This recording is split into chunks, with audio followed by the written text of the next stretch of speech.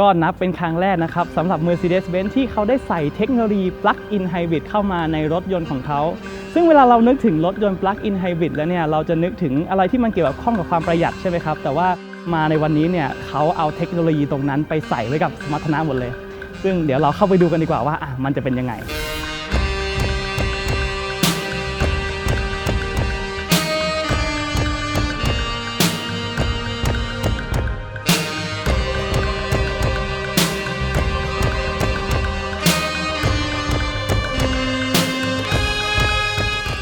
สำหรับ E-Class ปีนี้นะครับก็มี3ทริมให้เลือกราคาเริ่มต้นอยู่ที่ 3.58 ล้านบาทและเราจะไปจบที่ตัวท็อปกับตัว AMG Dynamics ราคา 4.19 ล้านบาทนะครับทางเลือกเครื่องยนต์มีทางเลือกเดียวก็คือเครื่องยนต์เบนซิน Plug-in Hybrid ส่วนสีเนี่ยก็มีให้เลือกเพียง4 สีเท่านั้นก็คือสีขาวสีดำสีบรอนซ์เงินและสีเทาเข้มนะครับตัวที่ได้มาในวันนี้เนี่ยเป็นตัว E-Class AMG Dynamics ในสีเทาเข้มนะครับเราได้โชว์ให้เห็นเลยว่าในตัวท็อปเนี่ยมันมีอุปกรณ์อะไรกันบ้างแล้วเดี๋ยวเราไปเริ่มกันที่ Exterior ก่อนเลยครับสำหรับเบนซ์เจนนี้เนี่ยผมว่ามันดูสวยขึ้นนะโดยรวมแล้วมันดูทันสมัยขึ้นแต่บางคนบอกว่าเฮ้ยทำไมต้องจับให้ดีไซน์มันดูคล้ายกันหมดเลยคือเบนซ์เขาก็พยายามจะรวมดีไซน์ language ให้มันดูเป็นแบรนด์เดียวกันนะครับส่วนถ้าใครแยกไม่ออกเดี๋ยวผมบอกให้ก็คือไฟหน้าเนี่ย LED daytime running light เนี่ยใน C class จะมี LED 1 เส้น E class มี LED 2 เส้นและ S class มี 3 เส้นนะครับแต่กับ BM เนี่ยผมยังคิดว่าเฮ้ยมันยังดูคล้ายๆกันหมดเลยผมต้องไปดูเลขรหัสข้างหลังว่ามัน3 5หรือ7โอเคครับเดี๋ยวเราไปดูข้างหลังกันต่อเลยเพราะว่ามันมีอะไรน่าสนใจอยู่และแน่นอนอยู่แล้วนะครับมาเป็นรถ Plug-in Hybrid แล้วก็ต้องมีที่เสียบชาร์จไฟเนาะ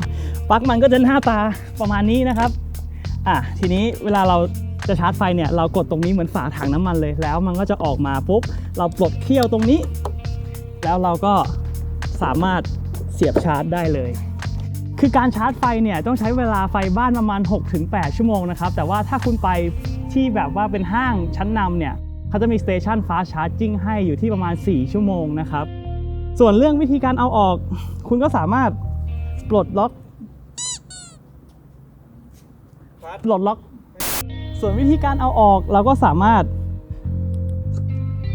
กดปลดล็อกแล้วรอเสียงมอเตอร์ก่อนนะครับแล้วเราก็ดึงออกเลยการวิ่งไฟ EV โหมดล้วนเนี่ยอยู่ที่ประมาณระยะทางประมาณ20 กิโลเมตรเนาะเวลาเทียบกับ BMW Series 5 แล้วเนี่ยเขาจะอยู่ประมาณ 3-40 กิโลเมตรทีนี้บางคนเขาสงสัยว่าเฮ้ยถ้าเราเสียบชาร์จไว้แล้วเราเข้าเกียร์แล้ววิ่งออกไปเนี่ยมันจะกระชากออกไปไหมอันนี้ไม่ต้องห่วงนะครับถ้าเกิดว่าปลั๊กไฟตรงนี้มันยังติดอยู่รถจะไม่ให้เข้าเกียร์แล้วมันจะเตือนให้เราเดินกลับมาดึงออกโอเคครับไหนๆมาอยู่ตรงนี้แล้วเดี๋ยวเราเช็คฝาท้ายก่อนเข้ารถกันก่อนเลยฝาท้ายเนี่ยครับตอนนี้ก็มาเป็นระบบ Hand Free Access เราสามารถเตะข้างล่างได้ฝั่งซ้ายๆหน่อยเนาะทีนี้เราก็จะเจอที่เก็บของเนี่ยก็ใหญ่เหลือเฟือครับใส่ถุงก๊อฟได้2 ถุงได้ไม่มีปัญหาแต่ว่าตรงเนี้ยเขาจะเป็นที่ใส่แบตไฮบริดนะเพราะว่าเวลาเราวางของเนี่ยมันอาจจะต้องเหมือนจะต้องชันอะไรอย่างนี้ขึ้นมานะครับแล้วก็เรามีเน็ตตรงนี้เอาไว้ใส่ของแล้วเรามีเขี้ยวเอาไว้เกี่ยวถุงช้อปปิ้งต่างๆนานาของเรานะครับข้างล่างเนี่ยตรงนี้ก็อาจจะดูก้องแก๊งนิดนึงแต่ก็ไม่เป็นไรมีช่องเก็บของให้นิดหน่อยส่วนถ้ากลัวว่าสัมภาระของเราจะไม่พอเบาะคันนี้สามารถพับลงมาได้นะครับเป็นแบบ 60-40 โดยใช้เขี้ยวตรงนี้2 ฝั่งแล้วก็ดันเบาะหลังออกไปได้เป็นแบบ 60-40 นะครับแล้วเราก็สามารถปิดแบบระบบไฟฟ้าได้เลยโอเคครับตรงนี้เสร็จแล้วเดี๋ยวเราเข้าไปเช็คภายในกันดีกว่าวัสดุและคุณภาพการประกอบเนี่ยต้องบอกเลยว่า High End มากๆผมลองเลื่อนคอนโซลกลางแล้วพยายามดึงจอแล้วก็ไม่มีตรงไหนที่จะดูหลวมดูกลวงหรืออะไรอย่างนี้นะครับแล้วทีนี้วัสดุที่ใช้เนี่ยทุกอย่างก็โอเคหมดเบาะเนื้อเบาะเนี่ยนวลมากๆแต่ว่าผมติดปัญหาที่ว่าตรงนี้ครับมันเป็น gloss black สีดำเนาะซึ่งมองดูแรกๆมันก็เงาสวยดีแต่ว่าพอไปมาแล้วเนี่ยขนแมวขึ้นแน่นอนแล้วก็เหมือนคันนี้เนี่ยจะเริ่มขึ้นกันแล้วนิดหน่อยนะครับเบาะที่ได้มาเป็นตัว AMG เนี่ยเขาจะเป็นเหมือนเบาะสปอร์ตเป็น bucket seat นะครับซึ่งผมรู้สึกว่าเบาะที่เป็นตัว exclusive กับตัว advanced guard เนี่ยจะรู้สึกนั่งสบายกว่าแต่อันนี้เนี่ยก็คงจะช่วยในเรื่องความกระชับเนาะเวลาเราเข้าโค้งเข้าไรจะได้ไม่ดิ้นนะครับเรามีเบาะปรับไฟฟ้าโปรไฟล์3โปรไฟล์แล้วก็พวงมาลัยก็ปรับไฟฟ้าหมดแล้วก็ส่วนเรื่องโปรไฟล์เนี่ยมันก็เลื่อนทั้งหูข้างทั้งพวงมาลัยและเบาะให้นะครับแล้วตรงนี้เรามีเป็น ที่เลื่อนซีทข้างๆด้วยคือปกติแล้วเนี่ยคันอื่นๆเขาจะให้คนข้างหลังเขาเลื่อนเองเนาะแต่คันนี้เขาจะให้คนขับเลื่อนให้เราสามารถเลื่อนเข้าเลื่อนออกเพื่อเพิ่มพื้นที่โดยสารให้ผู้โดยสารด้านหลังก็ได้นะครับแล้วเรามาดูกันที่พวงมาลัยนะครับพวงมาลัยเนี่ยเป็นแบบท้ายตัดมันจะได้ไม่เกะกะในส่วนของหน้าขาเรานะครับแล้วตรงนี้ฝั่งซ้ายมันเหมือนปุ่ม BlackBerry นะครับเป็นทัชแพดฝั่งซ้ายเอาไว้ควบคุมจอซ้ายฝั่งขวาเอาไว้ควบคุมจอขวาตรงกลางมาเราก็จะมีเป็นสวิตช์แบบสับขึ้นลงให้ความรู้สึกคล้ายๆเหมือนอยู่ในเครื่องบินเนาะแล้วเดี๋ยวเรามาดูข้างบนกันบ้างข้างบนก็มีซันรูฟนะครับที่มาเฉพาะตัวท็อปเท่านั้นบางคนเขาก็บอกว่าเขามีก็ได้ไม่มีก็ไม่เป็นไรแต่ผมเนี่ยเป็นสายมีก็ดีฮะก็คือมันทำให้รถดูโปร่งขึ้นดูโอ่งโถงขึ้นนิดนึงนะครับแล้วก็สามารถควบคุมมันได้ผ่านตรงนี้เปิดปิดเป็นระบบไฟฟ้าทั้งหมดนะครับแล้วไอ้ตัวม่านบังแดดเนี่ยเดี๋ยวเรามาลุ้นกันว่ามันเลื่อนได้ไหมโอเค3 2 1โอเคเลื่อนได้นะครับแล้วก็มีที่บังข้างหน้าไว้ให้ด้วยเรียกได้ว่าตรงนี้เนี่ยไม่ต้องกลัวกันเรื่องแสบตากันเลยนะครับโอเคเดี๋ยวเราดู Entertainment กันต่อเลยผมว่าเนี่ยธีมมันหรูเหมาะกับรถดีแต่ว่าเมนูมันค่อนข้างเยอะอาจจะต้องใช้ความเคยชินในการจะ manage ตรงนี้นิดนึงนะครับแล้วสำหรับการควบคุมก็ควบคุมผ่านลูกบิดตรงกลางตรงนี้หรือว่าจะควบคุมผ่านทัชแพดตัวซ้ายตัวนี้ก็ได้คือลูกบิดตรงกลางเนี่ยครับผมติดปัญหานิดนึงที่ว่าเขามีจานทัชแพดเนี่ยมาค่อมแล้วเวลาเข้าไปใช้งานเนี่ยมันอาจจะแบบเกะกะนิดนึงซึ่งผมยังคิดว่าใน iDrive เนี่ย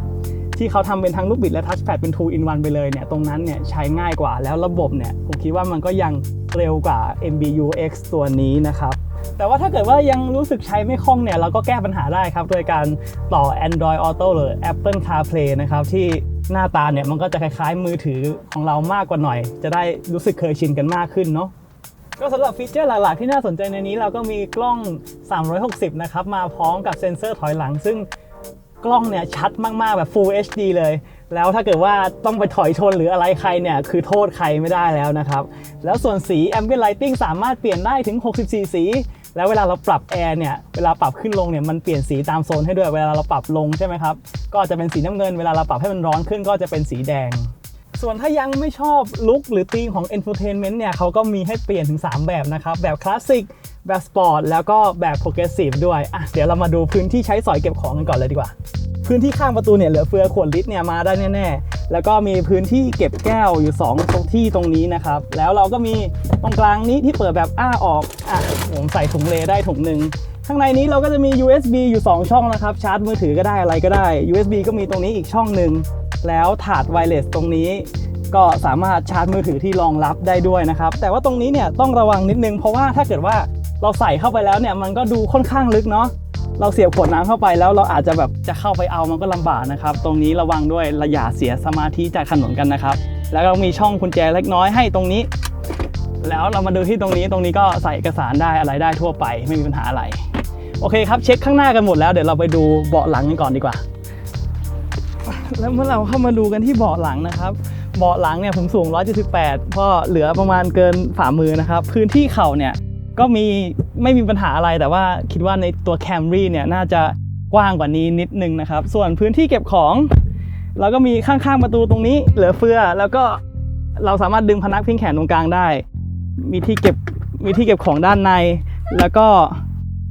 มีที่วางแก้วเนี่ยอยู่อีก2ช่องนะครับเป็นแบบเคี่ยวล็อกโอเคสำหรับคนนั่งตรงกลางก็เพลาตรงนี้ครับเดี๋ยวกล้องเข้ามาดูหน่อยครับเพลาตรงนี้เนี่ยมันก็ค่อนข้างสูงนะครับเข้าไปนั่งตรงกลางเบาะตรงกลางไม่เป็นไรก็นิ่มดีแต่อาจจะต้อง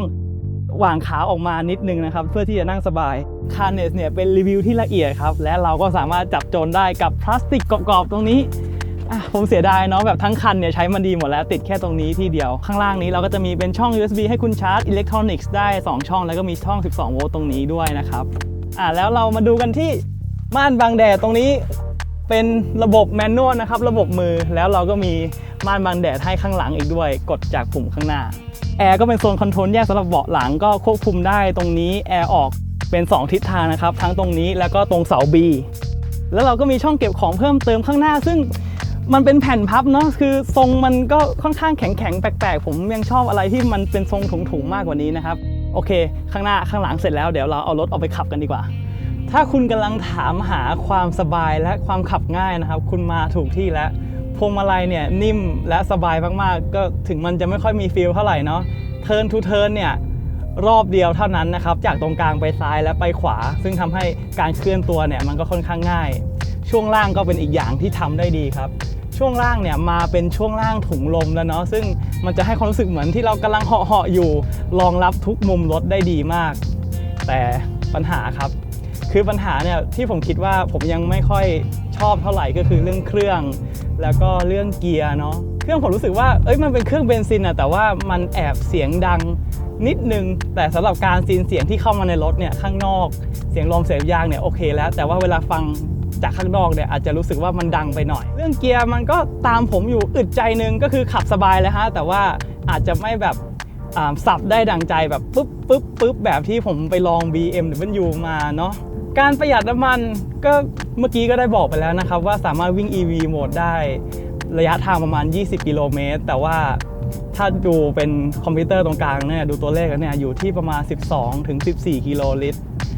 ก็คือผมคิดว่าไอ้ระบบไฟฟ้าตัวนี้เบนซ์เขาเอาไปช่วยในเรื่องสมรรถนะมากกว่าอย่างที่บอกตอนต้นสมรรถนะก็0 ถึง 100เนี่ยเร็วมากๆอยู่ที่ประมาณ6 วินาทีซึ่งเร่งแซงคันข้างหน้าเนี่ยได้ขาดใจแน่นอนแล้วเรามาถึงกันเรื่องฟีเจอร์การขับขี่นะครับ Adaptive Cruise Control ก็ใช้ได้ตั้งแต่20 กิโลเมตรขึ้นไปเลยแล้ว Head Up Display ตรงนี้ก็บอกแมปได้ด้วยบอกว่าความเร็วเท่าไหร่ได้ด้วยแล้วคมชัดมากไม่เหมือนในที่อยู่ใน Toyota นะครับที่มันจะเบอร์ใช้แล้วเวียนหัวอันนี้เนี่ยสามารถช่วยเราได้จริงๆเรื่องที่ว่าเราไม่ต้องละสายตาออกจากถนนนะครับสำหรับวิสัยทัศน์นะครับกระจกหูข้างเนี่ยโอเคไม่มีปัญหาอะไรแล้วก็มีตัว Blind Spot Assist ให้ด้วยเป็น3เหลี่ยมใหญ่มากๆเห็นชัดแน่นอนแล้วก็มองที่กระจกด้านหลังรถก็เห็นครบทุกอย่างไม่ต้องห่วงครับคันนี้ขับง่ายแน่นอนพูดถึงเรื่อง EV Mode เวลาผมลองใช้แล้วเนี่ยผมเคยชินกับการขับรถเครื่องสันดาปธรรมดาเนาะมันก็จะมีเสียงเครื่องเสียงอะไรมาช่วยตอบสนองเนาะว่ามันกำลังทำงานได้ดีอยู่ทีนี้พอเราเข้า EV Mode เนี่ยมันวิ่งไฟล้วนปุ๊บเครื่องมันจะดับฮะแล้วบางคนก็อาจจะรู้สึกแปลกๆนิดนึงเพราะว่ามันไม่มีการตอบสนองแต่ก็ไม่เป็นไรครับเดี๋ยวก็เคยชินกันได้หรือว่าถ้ายังไม่ชอบรสชาติการขับขี่นะครับโหมดที่เราเลือกขับขี่เนี่ยก็เยอะมากๆมีตั้งแต่โหมด Eco โหมด Comfort แล้วก็ข้ามไปโหมด Sport เนี่ยทุกอย่างก็จะคมขึ้นนะครับโดยเฉพาะพวงมาลัยคันเร่งแล้วเกียร์ก็จะดึงรอบขึ้นไปให้ได้มากขึ้นด้วยถ้าคุณกำลังมองหารถที่มีความสบายและอินทีเรียหรูเกินราคาเนี่ย E-Class คันนี้เนี่ยไม่พลาดแน่นอนครับแต่ถ้าคุณอยากได้รถที่ขับสนุกขึ้นมานิดนึงผมแนะนำไปดู BMW Series 5 ดีกว่าครับก็ถ้าดูกันมาถึงจุดนี้นะครับก็อาจจะเลือกกันอยู่เนาะว่าชอบ E-Class ตัวไหนคือผมแนะนำว่าถ้าเกิดคุณเป็นคนที่นั่งซะส่วนใหญ่เนี่ย2ตัวต้นก็โอเคแล้วถ้าเป็นคนขับด้วยอีกเนี่ยก็ผมแนะนำเป็นตัว AMG Dynamic ไปเลยเพราะว่าออปชันที่มาในตัวท็อปเนี่ยใช้งานได้จริงๆนะครับสำหรับวิดีโอนี้ถ้าชอบแนะนำให้กดไลค์แล้วถ้าไม่ชอบกด dislike ได้แล้วก็คอมเมนต์บอกเราด้วยเราจะได้ปรับปรุงถูกอยากติดตามข่าวสารการซื้อรถทุกอาทิตย์เนี่ยกด subscribe และอย่าลืมกดตัวกระดิ่งด้วยนะครับแล้วก็หลังจากนี้เราก็จะเปิดตัวเว็บไซต์ www.carnage.co.th สำหรับข้อมูลการซื้อรถประมาณปีหน้านะครับสำหรับวิดีโอนี้ขอบคุณมากครับ